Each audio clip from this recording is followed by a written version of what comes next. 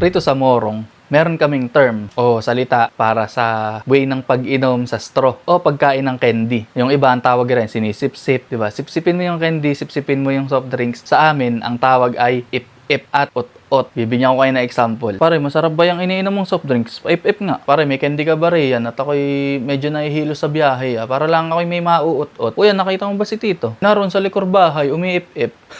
At yan ang salitang if-if at ot-ot na naririnig ko lang talaga sa Morong, na kinalakihan ko ng word at naririnig ko lang sa Morong. Kaya kung meron kayong candy, ot-otin nyo na habang nanonood ng video na ito at ng mga susunod pang video. Yan lamang ang salitang isi-share ko sa inyo ngayong araw. Siyempre marami pang susunod. Hanggang rito na lang muna. Si S. De La Peña, ang hopya makaduday ng Morong Rizal, Josh Callen ng Pinas, The Comedy Crew. Peace out!